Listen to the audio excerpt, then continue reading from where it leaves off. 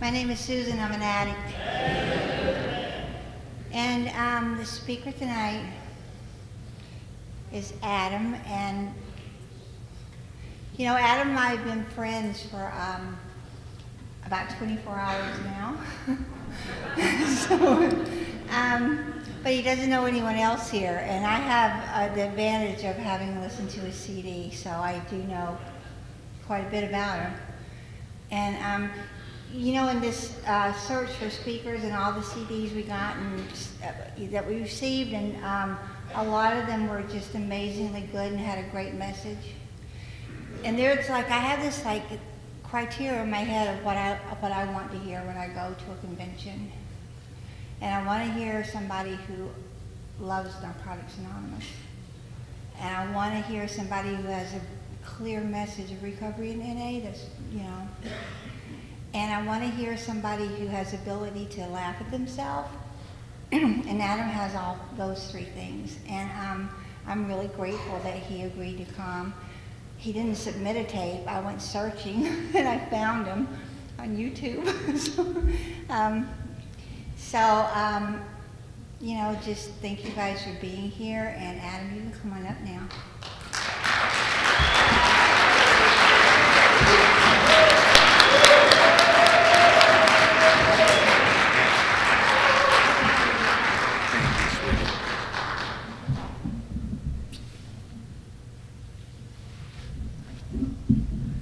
My name's Adam. I'm an addict. I want to first thank Susan and the committee for inviting me to come talk tonight. It's always an honor and a privilege to be asked to participate in Narcotics Anonymous. Ultimately, it's a responsibility to give back what was so freely given to me. Want to welcome anybody that's new. You know, if you're trying NA one more time, if you don't want to be here tonight, if you don't think Narcotics Anonymous is going to work for you, you know, if you think this is all a big misunderstanding, you know. Really, I mean, I didn't get here because I had a bad weekend, you know. I had a couple of bad decades. And for me, like a lot of us, this eventually became a matter of life and death. I live in Southern California. Probably everywhere in the world now they give, you know, chips and key tags for 30, 60, 90 days. And, you know, every group has their perpetual newcomer. I mean, I stood up in Narcotics Anonymous for 17 years.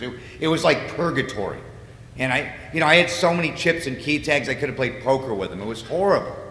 I remember one secretary saying, "Give them back."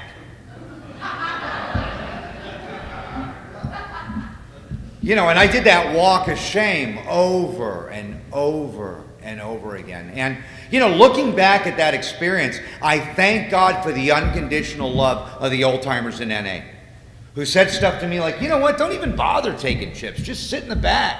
Shut up." In a loving way, you know. But they also made it really clear to me that if and when I was ready, that the doors of Narcotics Anonymous would always be open for an addict like me. And for that, I will be forever grateful, because next to my parents, NA is the closest thing to unconditional love that an addict like me will ever experience. No matter how many lives I destroyed, how many jobs I broke, how many cars I wrecked,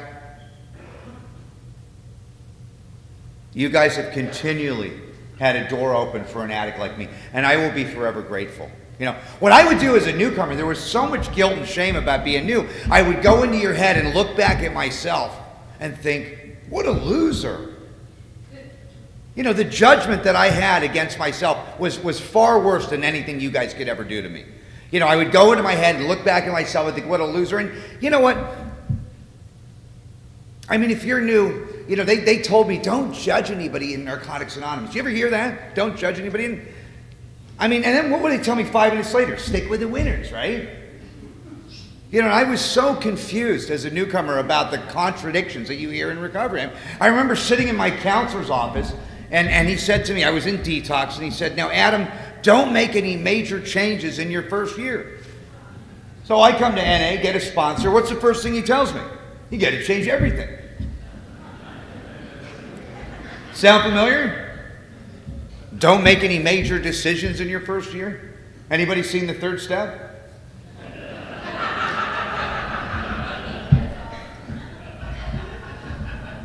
I know. How about don't get in a relationship in your first year? No one knows if that works. No one's ever done it.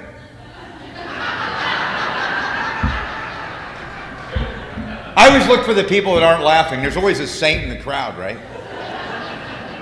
If you got a halo, don't let it choke you.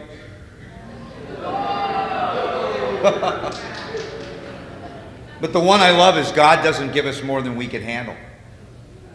And you know what? If I really believe that statement, if God really didn't give me more than I could handle, I wouldn't need God's help. And the longer I've been in recovery, the longer I've been separated from narcotics, the more I've come to understand that I absolutely do need God's help. I need your help. And NA has done for me what I could never do for myself. It's done for us collectively as a fellowship and as a society what many of us could never do on our own. And I will never forget the love and welcome that I got when I came in here. And what happened to me eventually, there was so much guilt and shame about being new, I started coming to meetings loaded. Now the interesting thing about, Narcotics Anonymous these days, you see a guy gout out or loaded in the rooms, people say stuff like, oh my gosh, what's he doing here? Right. I mean, think about it. With the event of treatment, which is now this multi-million-dollar empire that's kind of grown up about NA, that, swoops us up in our most desperate moments, throws us into yoga class. Right? Craft hour. I'm making bongs. Nature walks. But what I would do, I'd go to the methadone clinic, I'd get my dose, I'd go to the liquor store, get a 40, then I'd walk into the noon NA meeting, do some of my best sharing. I know, no one thought that was funny. Then I started going through treatment centers, and by the time I finally got clean, I'd gone through treatment 28 times. Not 28 days like the movie, this isn't Hollywood. 28 consecutive times. And I wore that like a badge of honor. I thought that's what made me an addict. And I remember telling my sponsor, hey, I went through treatment 28 times. I was hoping that would get rid of the guy. Loser. Go find someone that's willing. And he looks me right in the eye and he says, that doesn't make you an addict. And I thought, you're kidding. He says, no, it means you paid $500,000 for our basic text. I mean, think about it. You know what all the treatment centers and religions have in common? They all send their addicts to us. See, for me, like a lot of us, treatment was a great place to fatten me up for another run. But see, treatment never really solved the problem. And as an addict, I always thought the problem was narcotics. I mean, I'd been hearing that since I was 15, 16 years old. Why do you get so loaded? Why don't you quit using? Just stop doing that. And I always thought the problem was narcotics. And, I remember a guy saying to me, Adam, if you're an addict, if you're a real addict, the type that's described in our literature, your problem is probably not narcotics. And then he looked at me and he said, and if you really, your problem really is narcotics, maybe you're not an addict. And that really confused me. I got loaded over that for years. It was like some kind of cruel riddle, but I knew a couple things. I knew I couldn't live with drugs. Everyone could see that. From the time I was a little kid in middle school, everyone could see I couldn't live with drugs. I was already peeing in my pants, drooling on my desk, passed out under the bleachers. My nickname in 8th grade was Space Cadet. I couldn't find homeroom. You know what I mean? People are picking high schools, I'm picking rehabs. Most likely to overdose, right? Everyone could see I couldn't live with narcotics. But see, the disease of addiction comes in people. It doesn't come in bags or bindles or bottles. And the real problem for me, like some of us, is that I couldn't live without narcotics. Not successfully, not happily. And part of what it means for me to have the disease of addiction is that I have this mind that keeps taking me back to getting loaded. If I really look at my history, my experience shows me that I have a mind that keeps taking me back to getting loaded. It's almost like my default program. Like on a computer. It's really funny because I sponsor this computer programmer. He was so quick to point out that the definition of a program, if you look it up on in a dictionary, is a sequential set of instructions that brings about a result. Now, when you get a corrupt file in a computer, what do? You put in a recovery disk. It restores it to an earlier point in the process, right? Then he tells me that 10 and 11 are like a viral scan. Now, he couldn't stay clean. But I started to understand that for me, like a lot of us, the fellowship is absolutely necessary, but it wasn't sufficient to keep me clean. That the program and the fellowship are not always the same thing. And for a long time, what happened in Narcotics Anonymous, without doing the work, without being of service, without working the steps, is I started to get sicker in the rooms of Narcotics Anonymous. I mean, think about it. If you sit in a chicken coop for 20 years, guess what? You aren't going to become a chicken. See, what I find in the rooms of Narcotics Anonymous is enthusiasm, encouragement, inspiration, and hope. It can almost be like going to a seminar. And they got to get your credit card right before you walk out, because the next day you're like, what did he say? But what I had to do is I had to start really doing the work with a sponsor in the basic text and start doing some very specific actions as outlined in our literature. And then I started to have the kind of change that they talk about. Because they told me if I didn't change, my clean date would. And I saw that over and over and over again. For me as an addict, I also have a defiant mind. I don't know about you guys, but I have a mind that'll argue with anybody about anything at any time. You tell me it's black, I'll tell you it's white. You tell me it's big, I'll tell you it's small. You tell me to go left, I'll go right with an attitude. Right? And then I'll blame you for eternity. I love playing victim. That's why we say denial is an acronym. It stands for don't even notice I am lying. Think about it. You could tell an addict, but you can't tell them much. Oh, you don't believe it? Try sponsoring somebody. And what that means for me is that you can lead me into the gates of hell, but you can't push me into heaven. And that translated into my life as to I had to get to Narcotics Anonymous on my own terms. Because if you really look at it, for me, hope doesn't matter to an addict like me until I become hopeless, until I burn my life to the ground, until everything else has failed me. Only then do I become willing to take actions here that I don't necessarily believe in. And that's why I understand today how important and critical the traditions of Narcotics Anonymous are. You want to see drama in the life of an addict? Get between an addict and a bag of dope. Right? You know what that looks like, right? And when I start to look at Narcotics Anonymous as a matter of life and death, then I start to respect the thing that's saving my life. I mean, I have a home group where we had these, these PI pamphlets, and we were putting like $5 bills in them. And this is a meeting where people are pulling up in their shopping carts with nothing. And you know what? 6 months later, all the money was still there. You want to hide something from an addict, you know where you put it, right?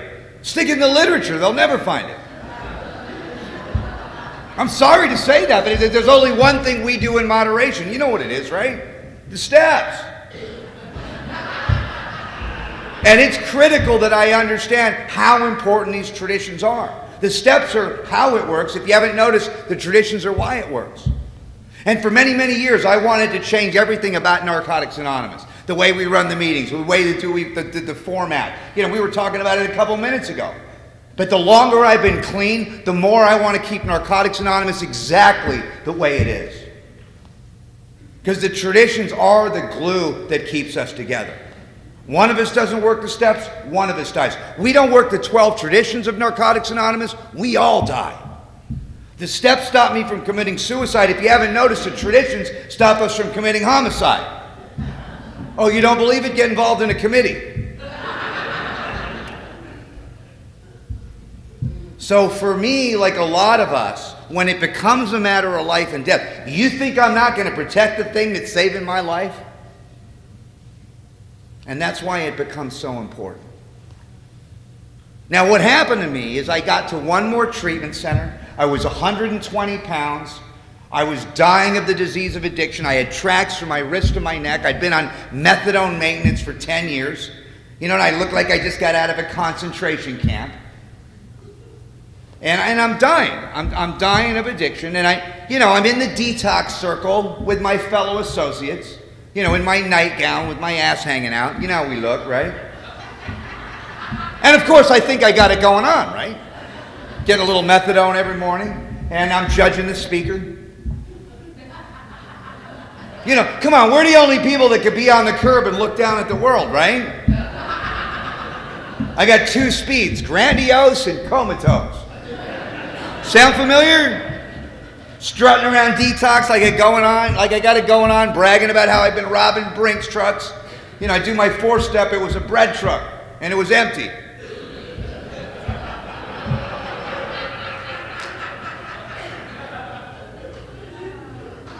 So this woman is in there talking on her H&I panel. By the way, H&I, as some of you know, but if you're new, stands for hospitals and institutions. H&I probably has the lowest relapse rate in all of recovery.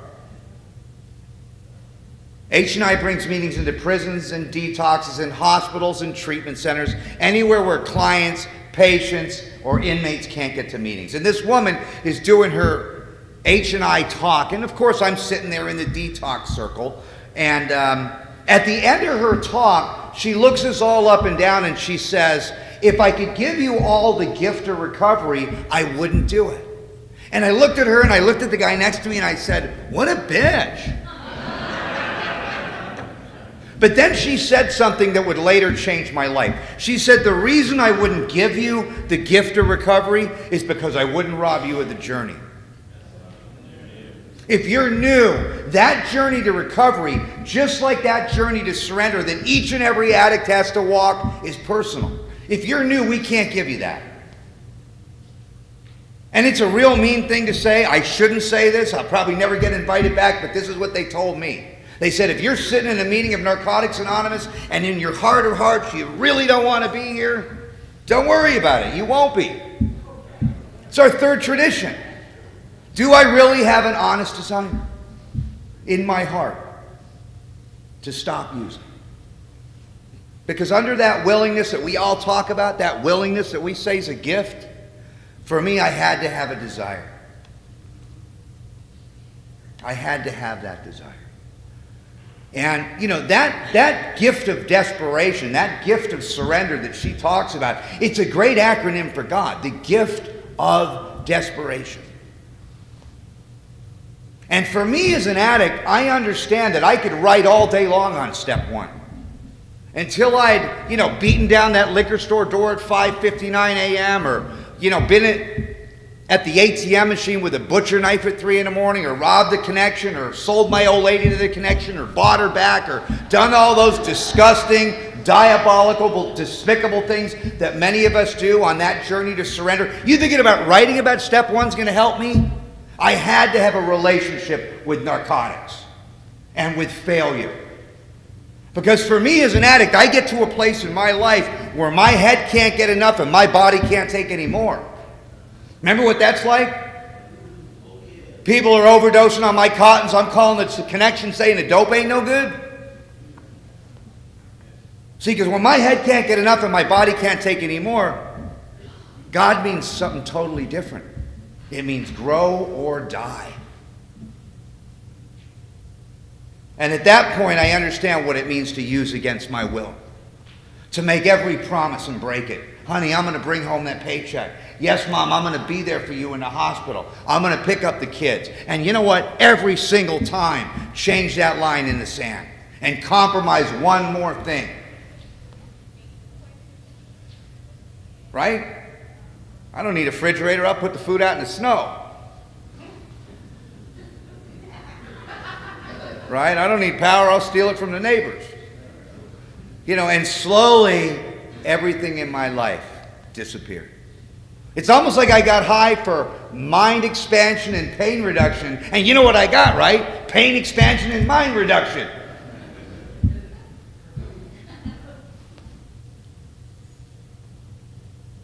You know, if you're new, we're the only people that want a reward because we ran out of a burning building.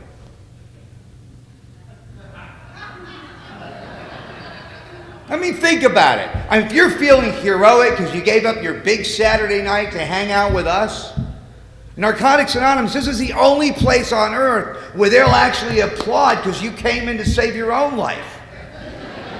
You feeling like a hero tonight? Or you're sitting around with time wondering when the miracle's going to happen? If you're sitting in a Narcotics Anonymous meeting on a Saturday night, the miracles happen. People tell me, recovery is God's gift to me. What I do with it is my gift to God.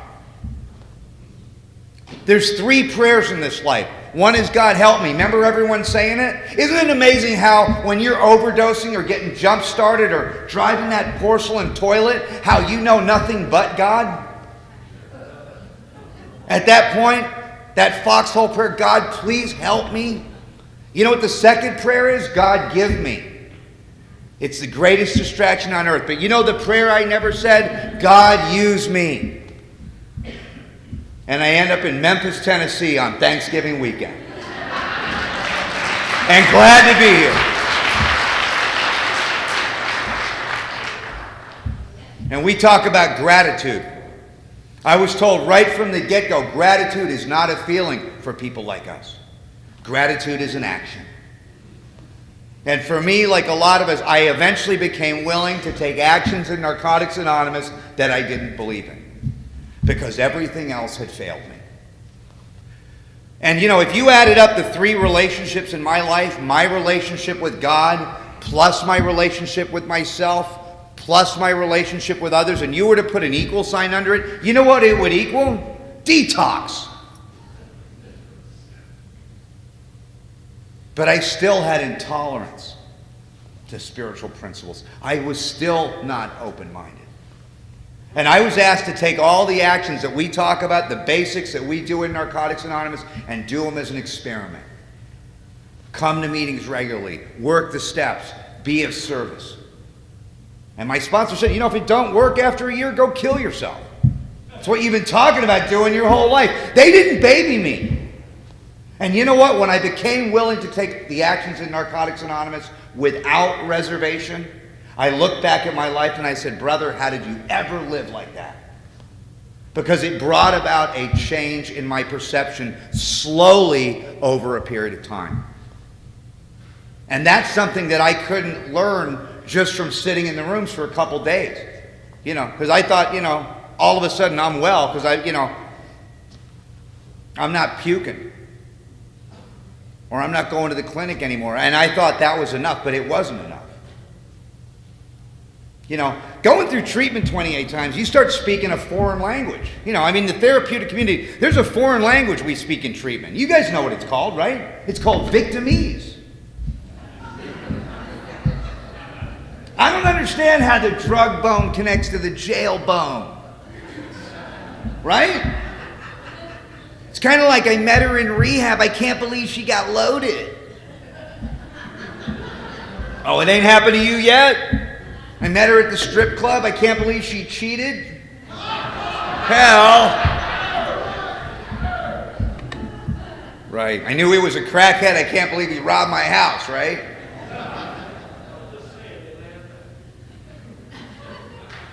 And what I found out is victims don't stay clean. That unless I see how I made those decisions based on self-centeredness, that left me again in a position to be hurt. Through those actions, I would never get free. The disease of addiction is the only prison where the key's inside. If people have to change for me to be happy, my life is going to be miserable. You can't plant corn and harvest potatoes. It sounds so obvious in the physical world. But when I plant selfishness and dishonesty and resentment in my life and then expect to harvest joy and love and friendships, it's called delusion. The lies I tell myself. See, normal people seem to be intellect over emotion. They think, they process, and they act. I'm exactly the opposite. I'm emotion over intellect. I act, process, and then think. Oops, 10th step. Come on, man. We're the only people that burn bridges ahead of us. Sound familiar? So for me, wherever there's hysterics, there's historics. Wherever I have an emotional response, I have history, and I have to write inventory. And to continue in that process until I get free. A friend of mine said taking inventory in the 10th step is like going to the ATM machine. Now, I know this sounds like a peculiar analogy, but when you go to the ATM machine, what do? You put in the card, you put in the code, and you take your money, right? You put in the card, you put in the code, you take your money, you put in the card, you put in your code, and you're like, after a while, you're like, I get it. Why do I need to keep doing this? I understand. And my friend said, you may understand, but what's going on behind the wall? And I said, my goodness, the account's being debited. It is not an intellectual pursuit. It is only through action for me that eventually my perception began to change. There was a theory in the 70s called neuroplasticity. It was the idea that we could change our neural pathways through action. You can look it up on the internet. Now through brain mapping, they know it's 100% true. In psychiatry now, they look at the 12-step process as being one of the greatest social movements of the last century. It's affected millions of people. And you know, those same psychiatrists, they have this DSM, the Diagnostic Statistical Manual. It's a 1,000-page book. It's got 3 lines on positive emotion. And this guy, top of his field, said that's why it doesn't work. But see, through this process, these actions, these basic things that we do here bring about that kind of change. And what I had to do is I had to get out of the way and stop asking why and start asking how. Because I come to these events, I cannot deny that Narcotics Anonymous doesn't work. There's too many of us. No addict ever need die. You know, and that is a big deal. I mean, my sponsor told me when I got clean, he said, Adam, I want you to buy a black suit. And I said, why? And he said, well, unfortunately, if you stick around the, NA, you're going to go to a lot of funerals. It'll come in handy.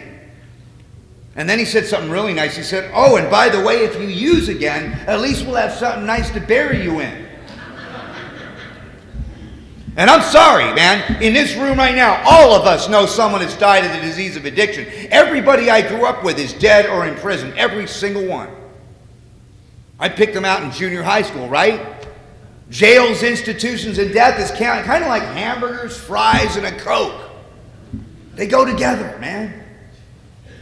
But see, again, I don't want to connect those dots. I don't want to hear that. I think I'm going to be an exception to that rule. And that has not been my experience.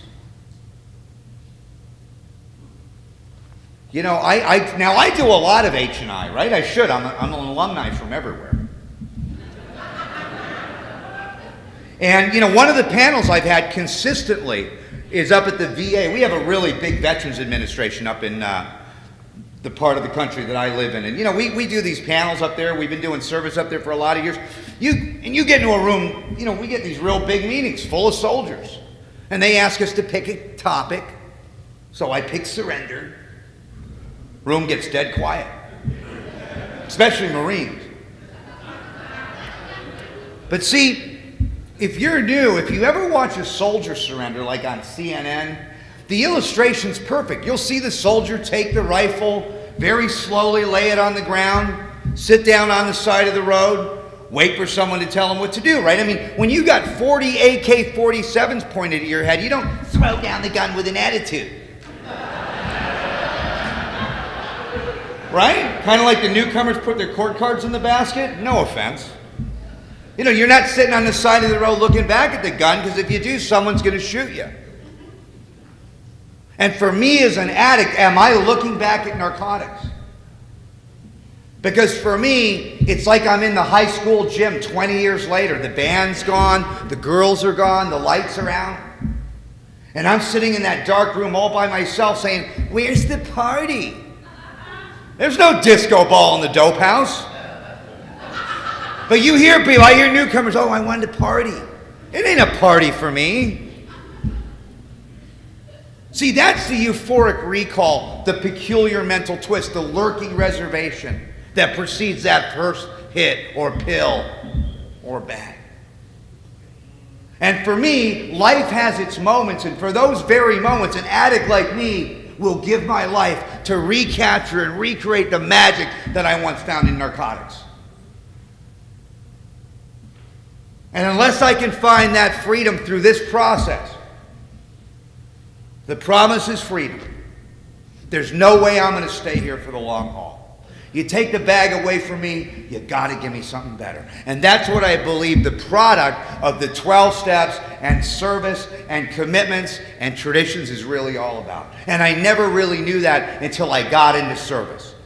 And I started taking actions here that I didn't believe in. I don't want to offend anybody. I really don't. But, you know, I was told that Narcotics Anonymous is almost like pro football. It's football season, right? Now, in football, you got fans and you got players. Now, the players are the ones that set up all our meetings. They're the ones that bring the coffee. They're the ones that bring the literature. They're the ones that take down the meetings. They're the ones that secretary the meetings. Then you got the fans. They're the ones that take the coffee and take the literature, take the chairs. And my buddy used to say, you know, Narcotics Anonymous is the most dangerous spectator sport in the world.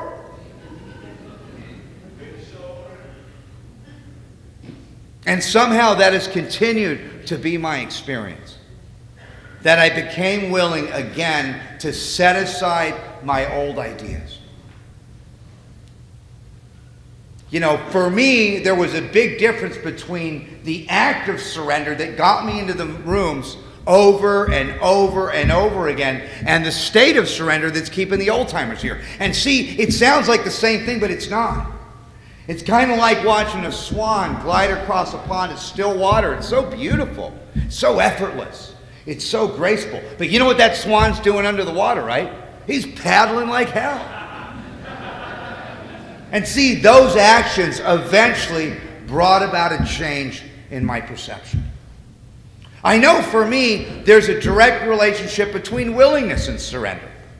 You ever notice you'll never see an addict more willing to work this program than the guy that comes crawling back in these rooms after a long, hard run? Come on, he'll do anything, right? 90 meetings in 90 days. First day out of treatment, he's got 3 sponsors. Wants to take the whole coffee pot home with him. Right? Like I throw in the towel and then I take the towel back one little piece at a time. And 30, 60, 90 days later, I'm looking at that guy saying, man, you mean we got to go to meetings every day? And I take my will back. And my experience has shown me consistently that the very things that Narcotics Anonymous gives me, pretty girl, big house, nice job, all that outside stuff, are the very things that become more important than Narcotics Anonymous. You ever notice that puke smells the same in a Mercedes? But see, I don't want to hear that. Because it's not about the outsides.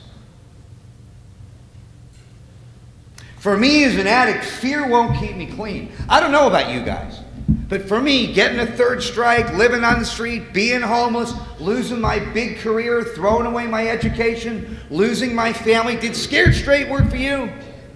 That went right over my head. You know, there's a big difference between a recreational user and a real addict. Think about it. You get a recreational user and a real addict, like in a holding tank or a jail cell for driving under the influence. You got 2 completely different philosophies going on. You get the recreational user right here on one side of the cell thinking, man, why did I get so loaded last night? I knew I shouldn't have got so loaded. Real addicts over here on the other side of the cell thinking, why did I take the I-240, man?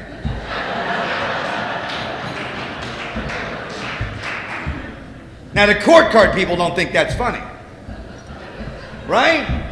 Should have stayed on Surface Street. You could have been home cleaning your pipe tonight.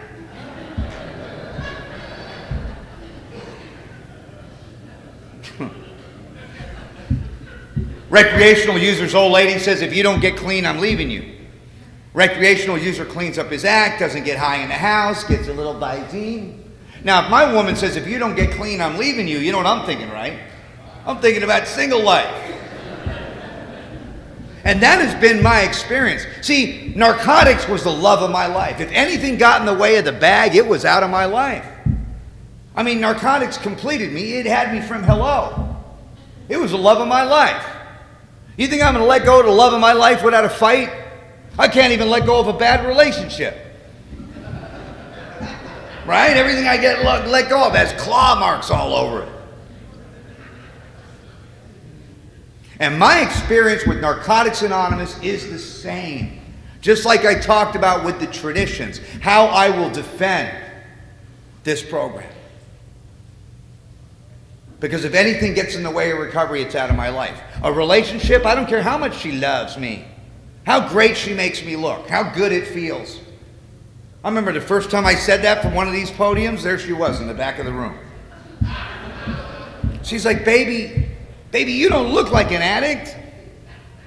Oh my, why you got to go to all those meetings? Oh, you're not speaking again, are you? It's the weekend. Then she tells me, you know that program, NA, it's getting in the way of our relationship.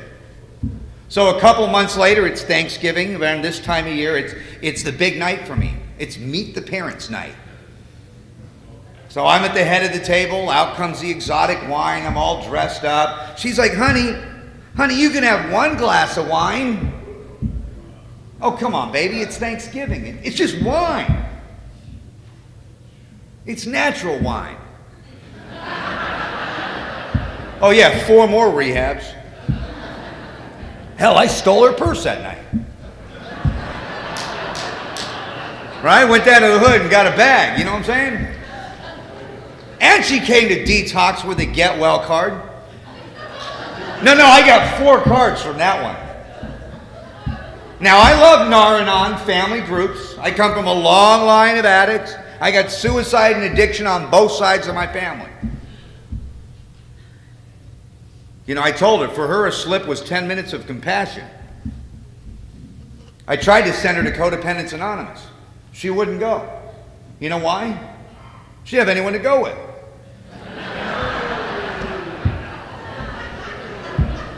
I know, that's horrible, isn't it? You could always tell the Nar-Anons in the room because they're not laughing. Hey, they can't stand to see us have a good time, even now. I told her when she dies, someone else's life will flash before her eyes. Take it easy. I know I'm going to hear about this at the end of this talk, right?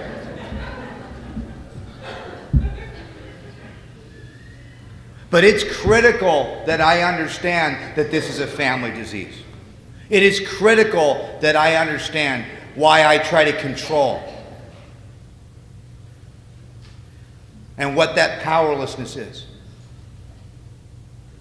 and how to be an example of Narcotics Anonymous.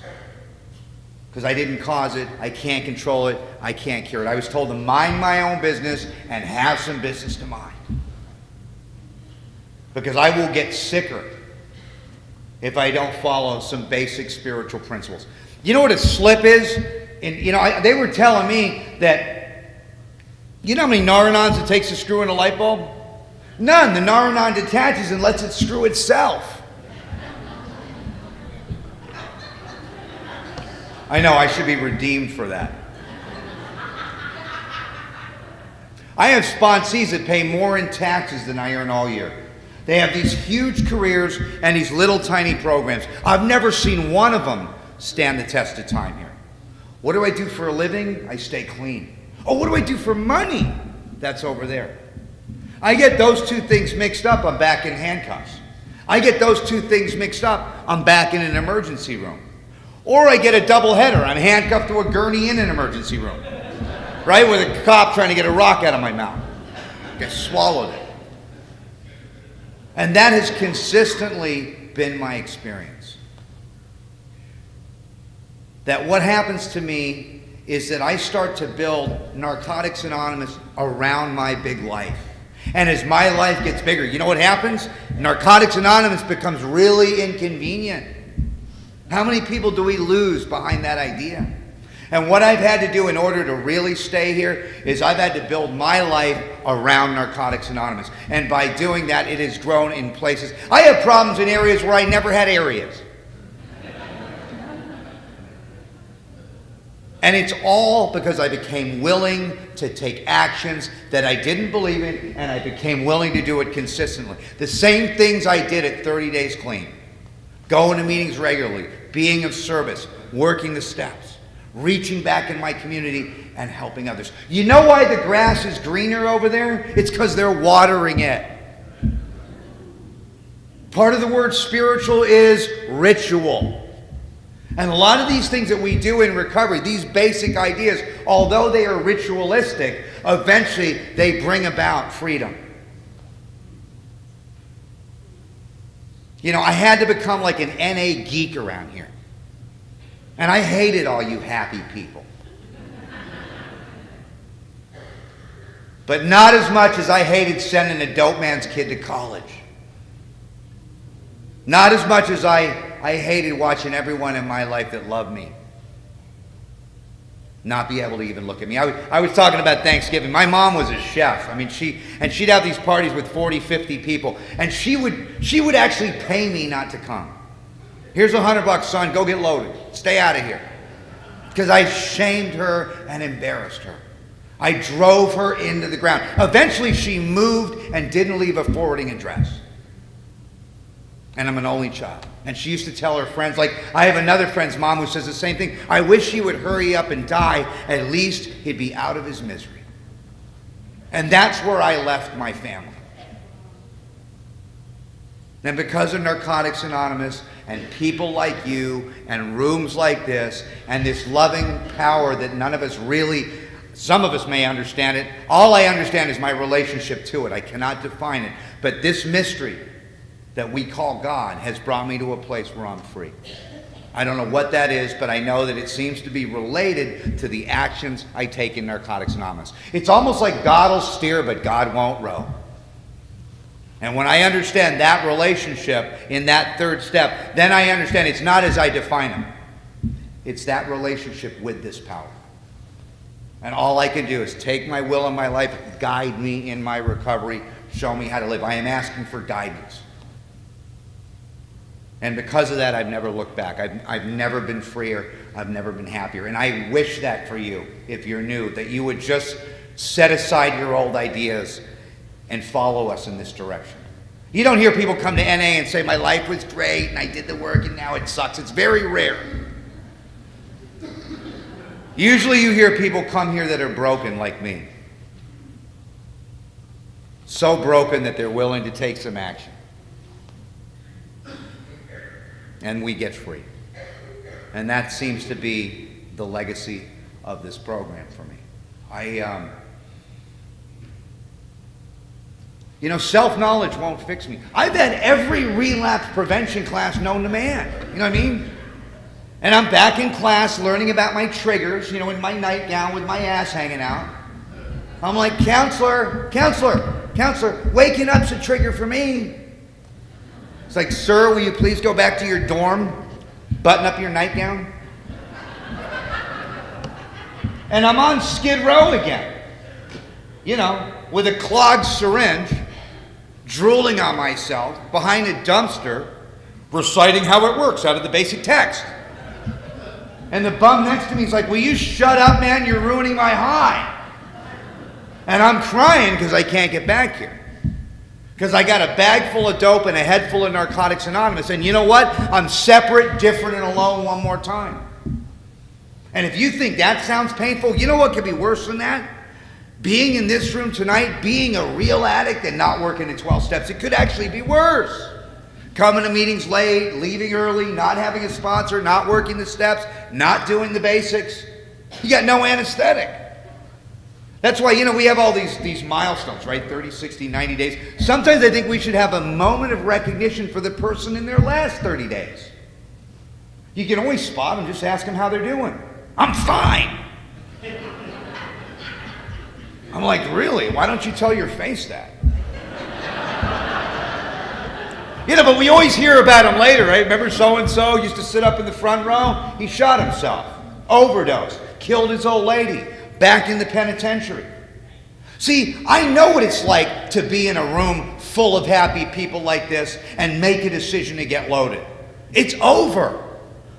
I'm pooping my pants before I get the Brillo, before I get the bag, before I get the spoon. As soon as I make a decision to use, it is over for me. I am physiologically driven. And some of you know what that means. As soon as I make that decision, you think at that point, I'm going to call my sponsor?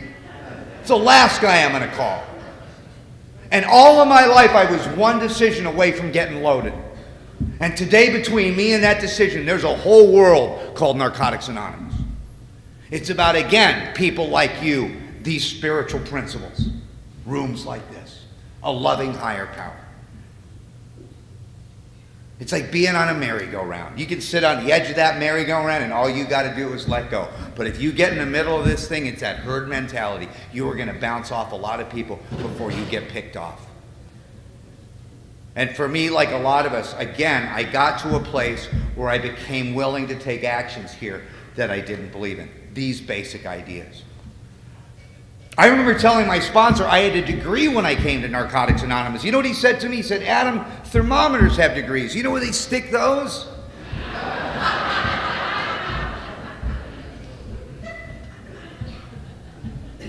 See, the knowledge is necessary for me to win the confidence of another addict, where no one else could. Where the therapist, the psychiatrist, the parole officer, the drug and alcohol counselor, no one could win my confidence, but another addict could, because he used like I did. He felt like I did. Not just getting loaded in active addiction, but in what we call untreated addiction. Because see, if you're like me, unless I really understand what untreated addiction looks like, if I don't really understand what the problem is, the solution's not going to work. And it's not just getting loaded for an addict like me. See, it's almost like the genetics loads the gun, the dysfunction pulls the trigger. The genetic component is that inability to stop. The dysfunction is something completely different. Some people have the genetic component and not the dysfunction. They stop getting loaded and everything's great. The problem with me as an addict is I have both. A lot of people stop getting loaded, the outsides get better, the insides get better. That's not my experience. My experience as an addict is when I stop getting loaded, the outsides get better, but the insides get worse. And that journey from my head to my heart is really the first and second half of that first step. What it means is I've got a body that can't process narcotics, but more importantly, I have a mind that can't process reality. Those are two completely different concepts. You ever notice when an addict's not having a good day? You know when it is, right? When I'm not getting my way. You ever notice we're all like 5-year-old kids here with old people's faces? Oh, you don't believe it? Cross one of us. I'll resent you for decades. I'll resent your grandkids. You know how we are. The problem with resentment is I take poison and I hope you die. Again, driven by emotion, the limbic part of the brain. Unless I can have a change in that perception, I can't get free. You know, and I have to understand that many, many times I thought it's because I get loaded, therefore my life is unmanageable. That's just one half of the equation. That's like looking at the broken home, the ruined marriage, the poor health, the financial destitution, and thinking that's the problem. See, that's what treatment told me the problem was. Treatment always told me the trigger was on the outside. Think about it. What are your triggers? You know what Narcotics Anonymous has told me? That the triggers are on the inside. So really, for me as an addict, it's the second half of step one. And what that is my need to play God. My need to be right. My need to sort and compare and judge and label.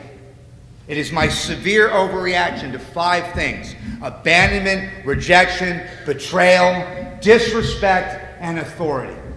That severe overreaction makes my life so absolutely unbearable. My own mama looks at me and says, "For God's sake, son, get high. You were nicer. Have a cigarette while you're at it." And all that's driven by fear. A faulty relationship with God based on self-reliance. Fear of abandonment, fear of rejection, fear of betrayal, fear of disrespect, and fear of authority. See, the disease of addiction for me is really trying to solve a spiritual problem with a physical solution. I can't do it. There used to be a TV show when we were kids called Gilligan's Island. A lot of people don't remember that. Some of you, if you're too young, go to Hulu. But Gilligan's Island was the 7 deadly sins. Think about it. The captain was gluttony, Gilligan was sloth, Marianne was envy, Ginger was lust, Mr. Howe was greed, the professor was pride. Hell, I would have killed everyone on the island but Ginger. But see, how does that manifest today? Because those spiritual ideas, I know where they come from, but that has nothing to do with me today. What it has to do with me today is that I put down the bag and I pick up the fork. Next thing you know, I'm naked in the mirror, crying, saying, God, I can't live like this no more. Right? Then I put down the fork and I pick up the credit card. See, that's greed. Now I'm going to fix what I did with the fork. I'm in liposuction. Right? I'm buying clothes to cover it up. Then I'm on my knees in steps 6 and 7 in bankruptcy court. Then I put down the credit card and start acting out in the rooms. Can't go to that meeting again. You ever notice how there's a couple 100 12-step programs? They're all identical except for the first half of step 1. How easy it is for us to play musical poisons in the first half of step 1 and never really address the problem. That's why Narcotics Anonymous is all-inclusive, the disease of addiction. And when I start to straighten out in those other areas, I straighten out physically and mentally. That has just been my experience. You ever notice at the end of these meetings we say, keep coming back, it works if you work it? We don't say, keep coming back, it works if you know it. It is not an intellectual pursuit. Thinking it through, I love that one. Oh, just play the tape through. You ever hear that? Play the tape through. I play the tape through to Skid Row. I'm driving my brand new car down the freeway. You know what my head tells me? Oh, Skid Row wasn't that bad. Toothless honey, cardboard box, I can make it on Skid Row. No stress. Now that's insanity. Now I always thought insanity was doing the same thing and expecting different results. Isn't that what they tell you? That's not the insanity I live with. I have a completely different kind of insanity. It's doing the same thing, knowing exactly what's going to happen and what. Doing it anyway. At least the other kind of insanity, doing the same thing and expecting different results, at least there's some hope there.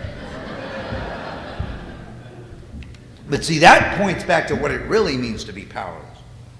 I mean, for me to pick up a bag of dope is kind of like having sex with a gorilla. Hey, you have sex with a gorilla, honey, it ain't over till the gorilla says it's over. Right? You get the gorilla back in the cage, it starts looking at you again with those loving eyes. Come on, baby, I won't hurt you this time. No one's gonna know. Come on, just a tip, baby, come on. We're in Mexico. See, that's the insanity I live with as an addict. The mind that will take me back to getting loaded. My default program. My mind will continue to take me back there unless I stay vigilant. Come on, if everybody stayed here, we'd be where? In a football stadium? And how does that work? Because I stopped doing the basics. You ever notice if you unplug a refrigerator, what happens? Everything goes bad. That the shower I took yesterday won't keep me clean today. People ask me why I keep going to meetings regularly. I'm like, why do you keep going to the gas station, bro?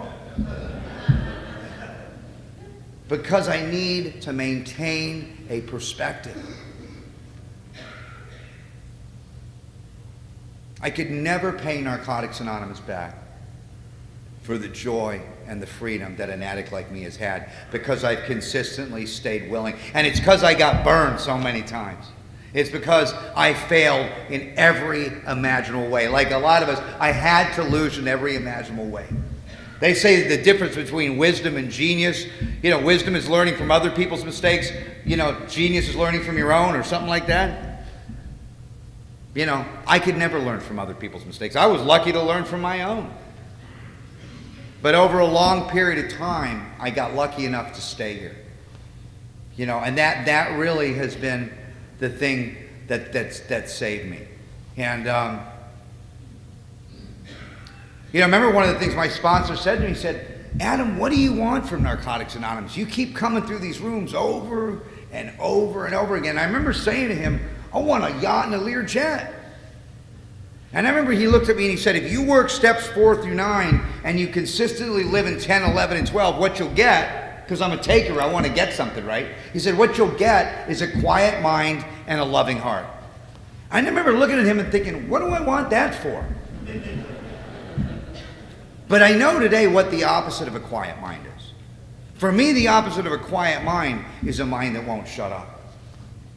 It's a mind that's up at 3 in the morning telling me I'm a loser. You know that job you got, they're going to do the background check on you. You know, it's up 5 minutes before me every day saying you don't need Narcotics Anonymous.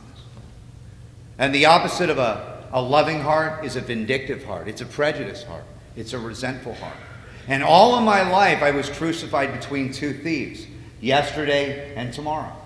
In yesterday I have guilt, shame, and remorse, and tomorrow I have fear, anxiety, and worry. And I know our spirits are kind of like a body of water. When they're perfectly still, they best reflect the heavens. I know how to get there with a bag of dough. But unless I could find that freedom and that connection through this process, there's no way I'm going to stay here. You take a bag away from me, you got to give me something better. And I believe in many ways that's what Narcotics Anonymous has been all about. You know, one of the things my sponsor said to me was, you know, again, what did I want from NA? And I really had to look at what it was. Because, you know, in the real world out there, there's two kinds of people. There's givers and there's takers. 90% of the world, takers. 10% givers, right? You come into NA, think it's any different? Same ratio, 90% takers, 10% givers. You don't believe it? Wait till they ask for cleanup tonight. But see, what I found out was the givers were the ones that were having all the fun. The givers were the ones that ended up staying here. And when I look back at what happened, when I walked out of that 28th treatment center, the guy that was working in the detox said, Adam, why don't you come back to detox next week and tell everybody in detox how you stayed clean a whole week?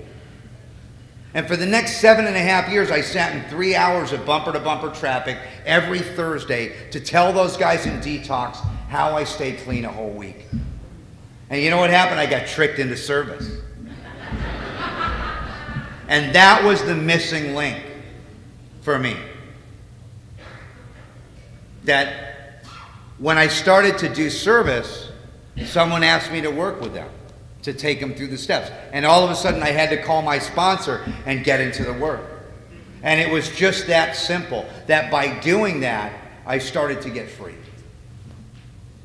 And I've continued to do that. I mean, being a newcomer 17 years, it's kind of like being in purgatory, like I said. And there's a great story about purgatory, and it relates to Thanksgiving. This guy's in purgatory, and he wants to know the difference between heaven and hell. So, you know, the angel appears, and he says, well, what do you want to see first? And he said, well, let me see hell first. So he goes into this room, and it's this beautiful banquet table. There's about 50 people surrounding this table, and there's every kind of food you could possibly imagine. And these people are sitting in these huge armchairs. And they're duct taped to these chairs, and they've got this 4-foot-long silverware duct taped to their hands so they can't eat.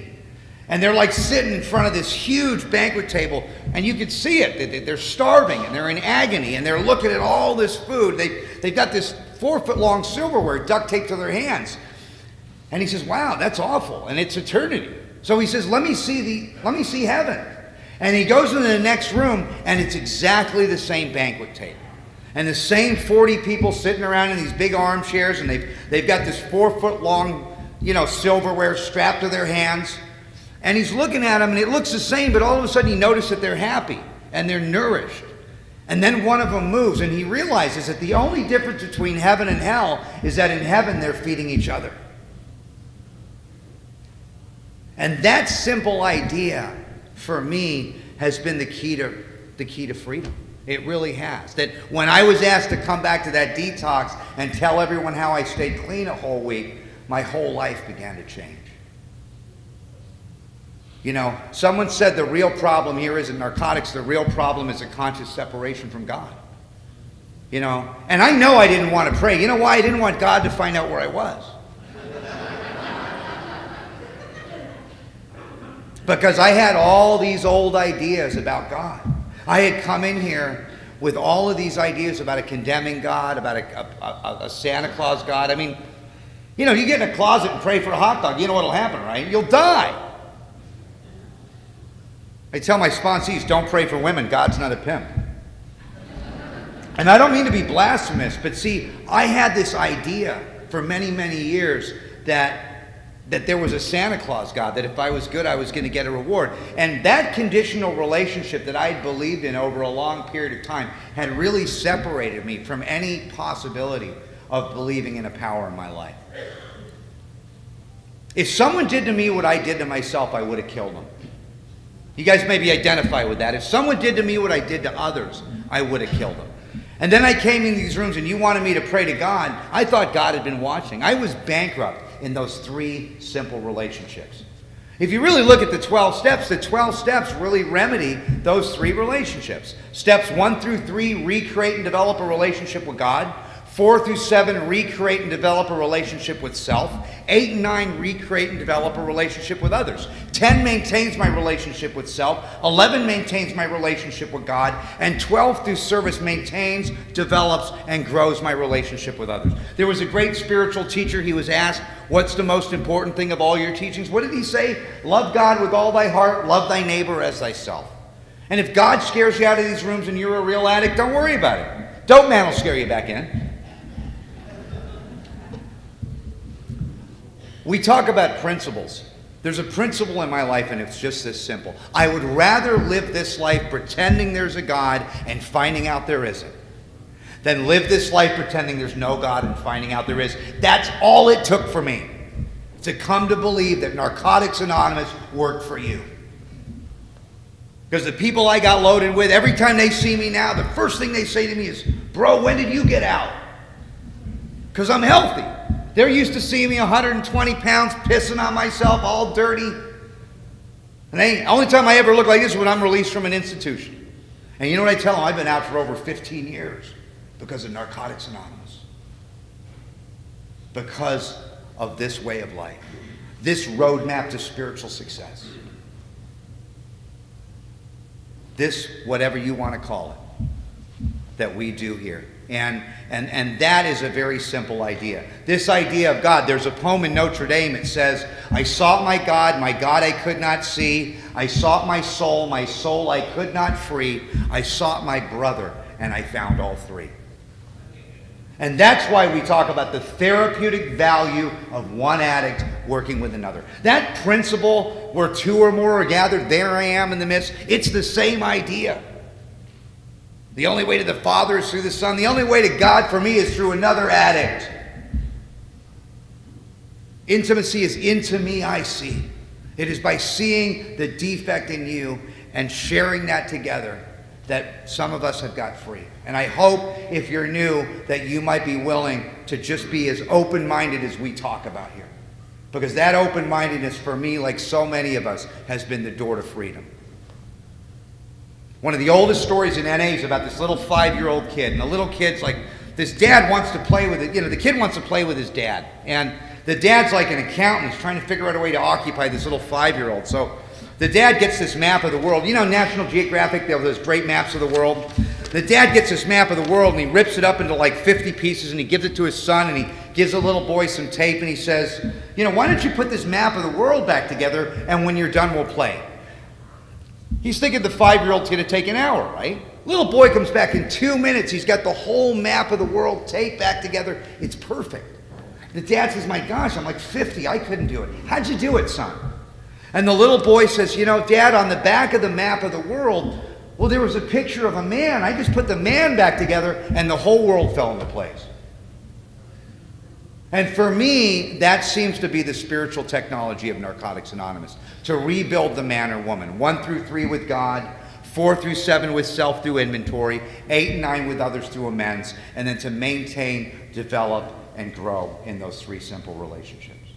Think about it. You tell a little kid, go in your room and straighten out your room. He doesn't want to do it. You tell that same little kid, go in your room and throw out all your old stuff. We'll buy you new stuff. How long would that take? If you're new, that's all we're asking. Thanks for having me.